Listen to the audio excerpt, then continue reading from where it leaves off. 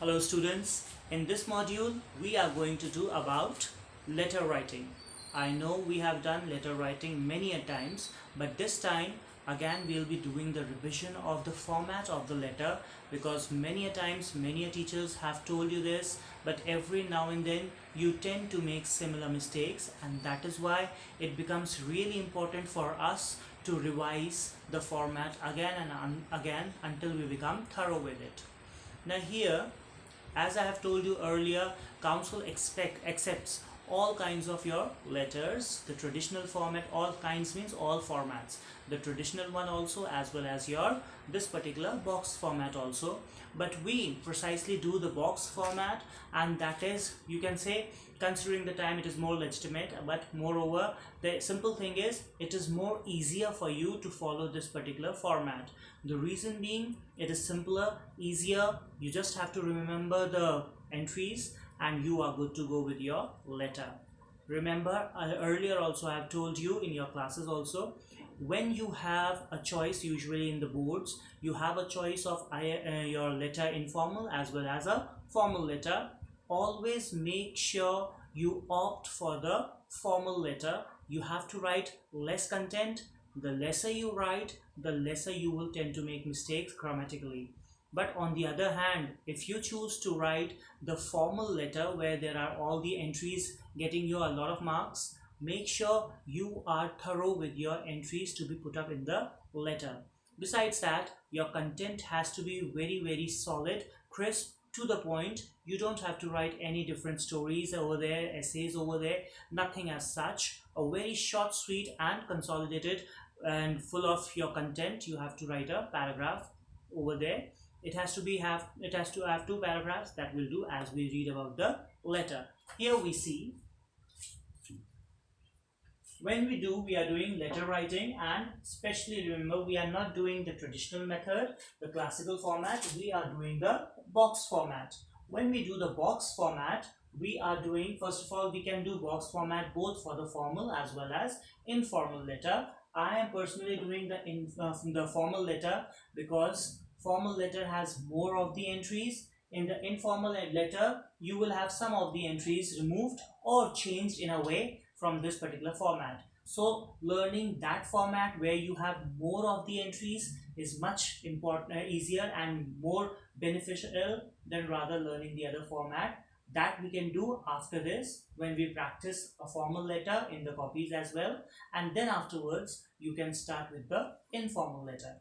So here we see, when you write a formal letter, the first particular entry that you are supposed to have in your letter, in the formal letter, is supposed to be your address.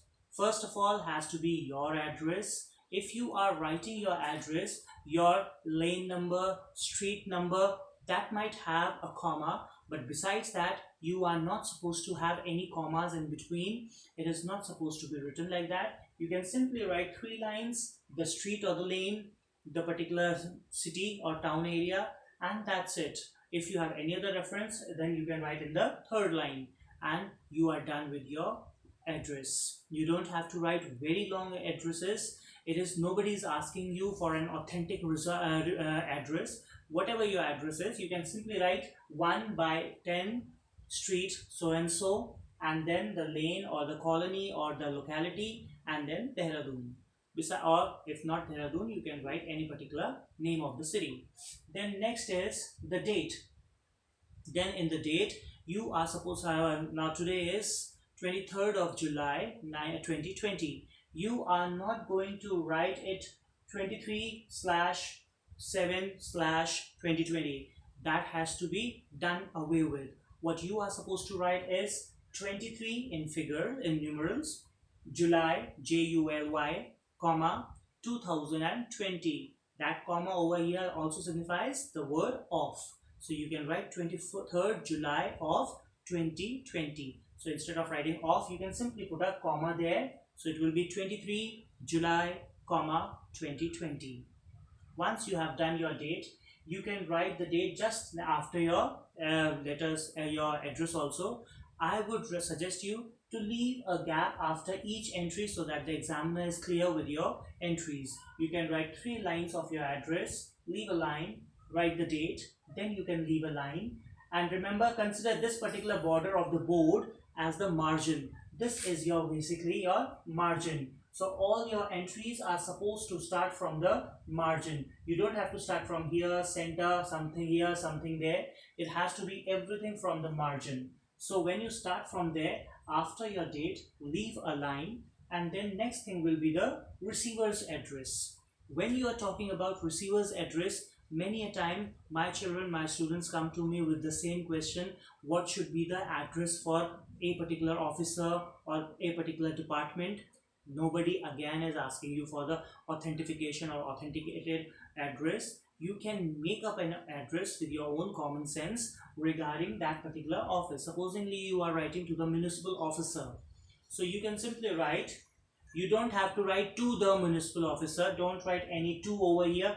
That is basically your envelope entry, so you don't have to do it inside. Don't write to, you simply write the municipal officer. Now municipal officer is supposed to sit in municipal office, so you can simply write municipal office and then the name of your area, your city, and you are done with it. 3 lines at the max will be easier and convenient for you to do in your exams. 3 lines of your address, leave a line, date, leave a line, 3 lines of your receiver's address. After that, next is the salutation, which is sir or madam. Earlier we used to do ma'am, M-A, omission mark, A-M. But now we are not going to do that. We are going to use the full word madam, M-A-D-A-M-E. Don't write M-A-D-A-M-E, that will become madame, and that is basically a French word coming from the other origin. We are using only English, so it will be madam and sir. Or on the other hand, contrary to this, not contrary, complementary to this, you can even add the word dear. But here, please do not write respected sir, respected madam. Sir, madam, they are basically the words of respect. You do not add another respectful word, or you don't have to with them. Earlier we used to do it, but now it has been done away with. So don't write respected sir, respected madam. You can simply write dear sir or dear madam. After this, you can see a comma over here. It is very important. Here, when you do the comma, many of you follow the old traditional method and you start your letter right below the comma. You don't have to do that. I'm not saying if you do it, you're getting negative marking or your marks will be deducted. No, it will not. But on the other hand, if you start from the first line from the margin itself, that is the way how a box format has to be written. So we are going to follow everything from the margin so that you don't have any confusion what we have to start from the center, from the comma, from the left, right, all those things. Everything has to be right from the margin. That's it. It will be clearly sorted out and you will be good to go. So here in the body, you will not start from here. You will straight away start from the margin.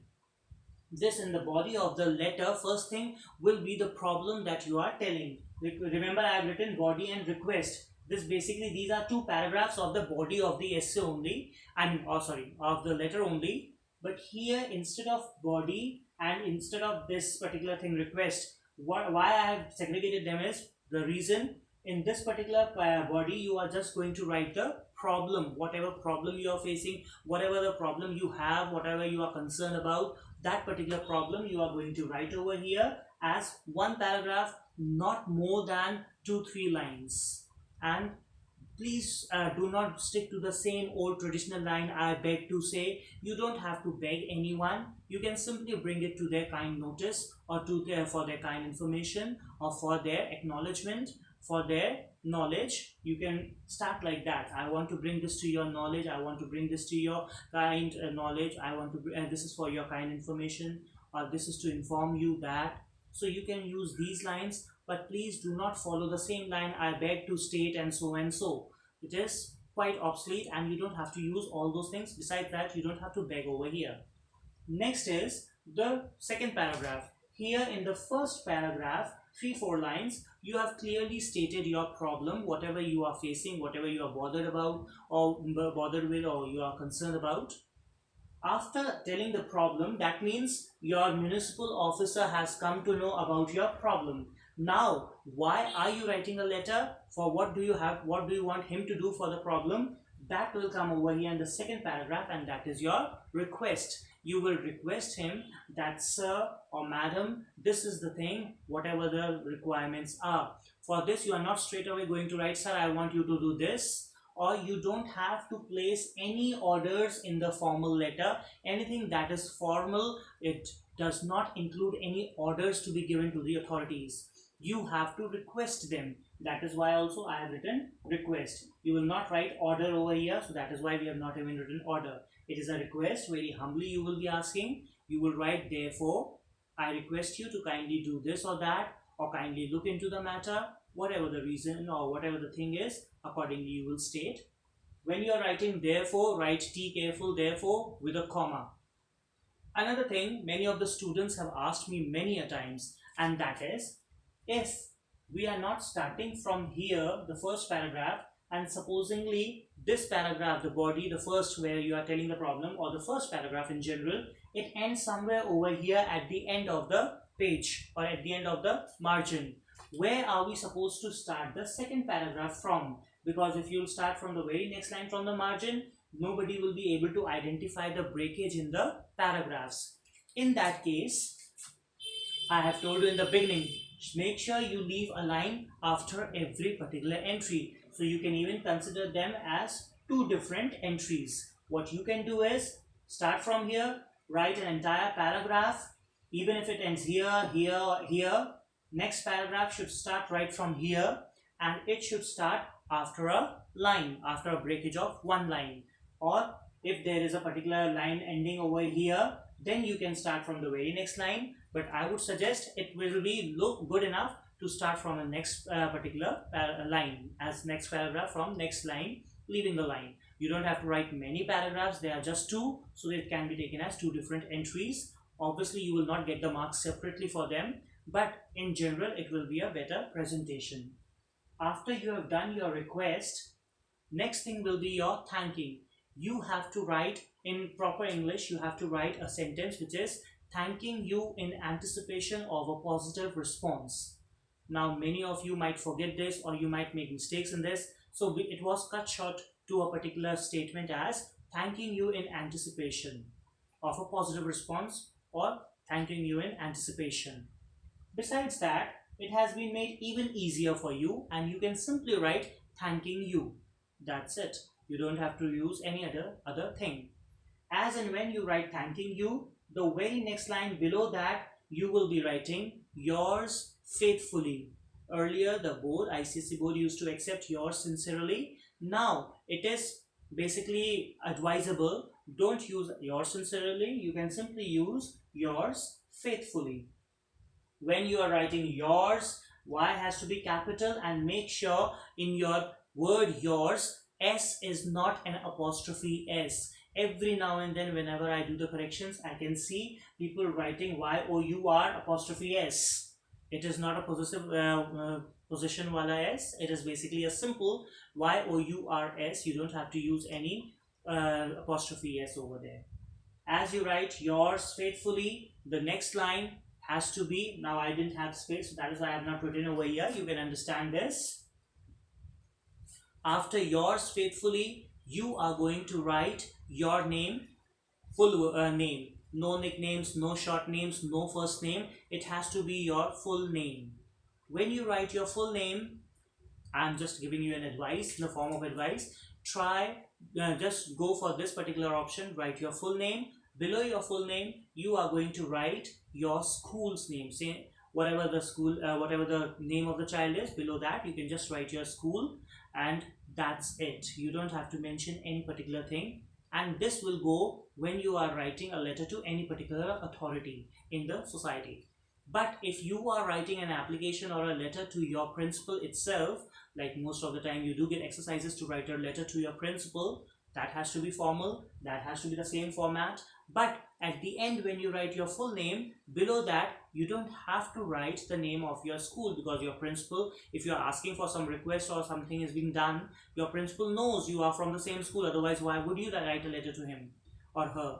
What you want, what he wants to know is who this child is, from which class he is. So that is what you are supposed to write, your full name, and then at the bottom you will write your class so and so, and that is how it will give a proper identity to your letter when it is written to your principal, to your school authorities. But do not write your class or things when you are writing to anyone. Anybody will, if you are writing to anyone in the society, they are least bothered which class you are in. What they are more concerned about is which school you are writing from. So that is why it is important in this kind of letter. These are the things that you have to keep in mind. Now, considering this application or this explanation in view, I will give you an exercise. I hope you will be able to do it. You can just get this in your fair copies. You have to write a formal letter in the box format in the same way as I have explained you. You can simply write this as per the current scenario situations. I'll give you the letter. You can write a letter. So the question will be, write a letter to the municipal officer. I'm repeating it. Write a letter to the municipal officer of your area requesting him to take proper measures of sanitization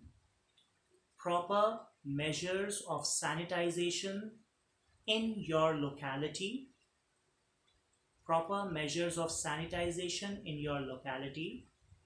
and also enforcing proper implementation of the measures to be taken during this pandemic situation,